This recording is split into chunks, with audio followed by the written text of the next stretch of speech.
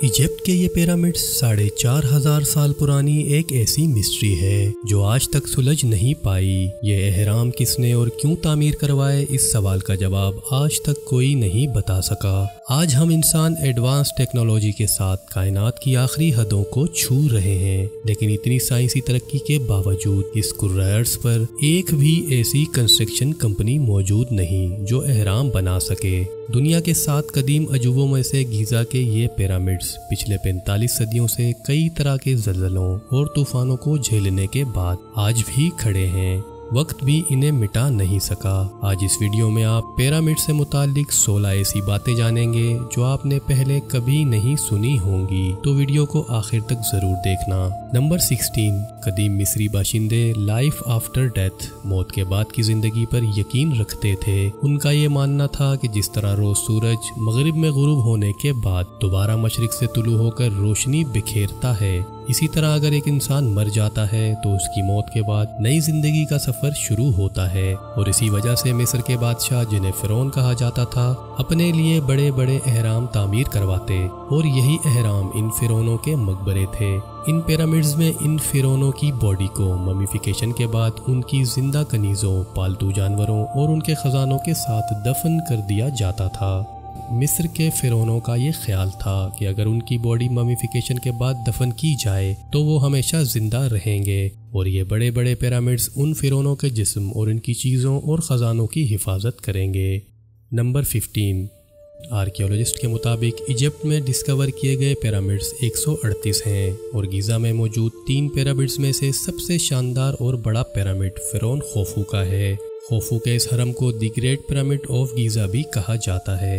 Number 14, Giza में दूसरे दरमियान वाले पिरामिड को पिरामिड ऑफ खाफरे कहा जाता है। ये हरम 4th डायनेस्टी के फिरौन खोफू के बेटे खाफरे ने अपने मकबरे के तौर पर बनवाया था।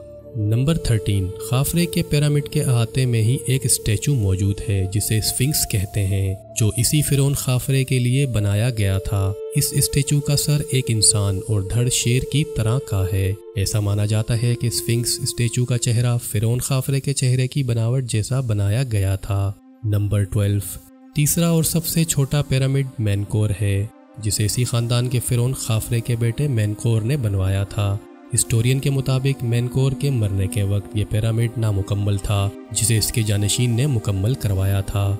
नंबर 11, खोफू के सबसे बड़े एहराम the great pyramid of Giza को जब बनाया गया तो ये 481 फीट ऊंचा था, लेकिन हज़ारों साल मुख्तलिफ मौसमों, बारिश, आंधी और तूफानों की मार झेलने के बाद अब इसकी ऊंचाई 455 फीट रह गई है। हैरानगी की बात यह है कि कैसे इन पत्थरों को 481 फीट ऊंचाई तक पहुंचाया गया होगा, जहां एक पत्थर का वजन 2.5 से 3 टन तक का है। और ऐसे 23 लाख पत्थर इस पिरामिड की तामीर में लगाए गए और इतने बड़े तामीराती काम को 20 साल में अंजाम दिया गया।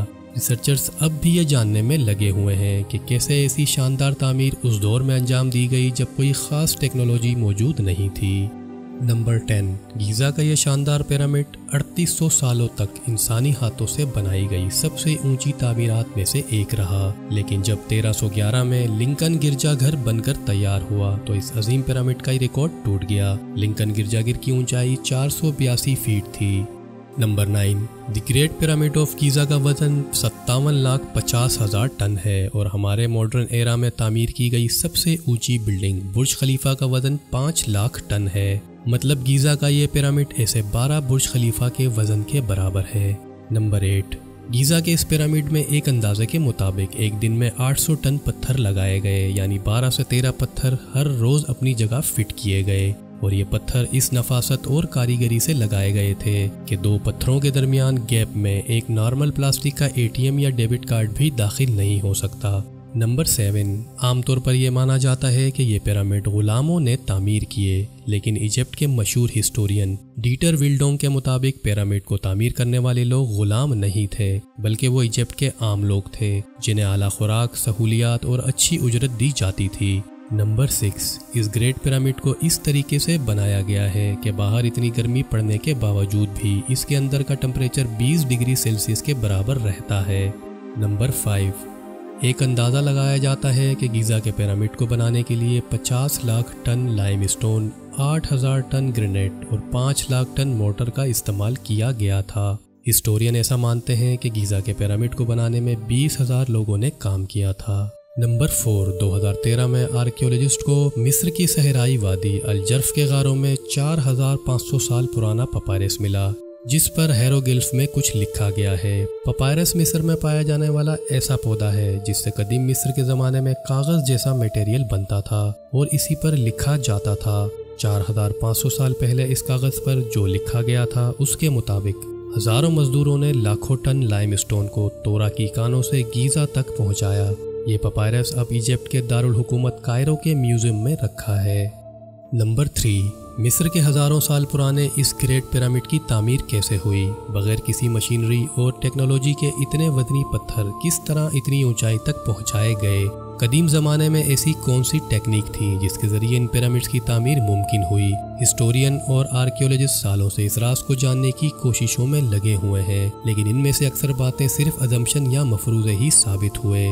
नंबर 2, एक थ्योरी के मुताबिक ये पिरामिड्स एलियंस या दूसरी दुनिया के किसी मखलूक की मदद से तामीर किए गए। पिरामिड की कंस्ट्रक्शन के हवाले से एक मशहूर थ्योरी ओरियन कोरिलेशन में अहराम के बिल्कुल ऊपर अहराम की ही तामीर में गर्दिश करते 3 सितारों को सबूत के तौर पर पेश किया जाता है और कहा जाता है कि ये 3 सितारे बिल्कुल अहराम के ऊपर नमूदार होते हैं। ये थ्योरी रॉबर्ट ब्योवाल ने 1983 में पेश की।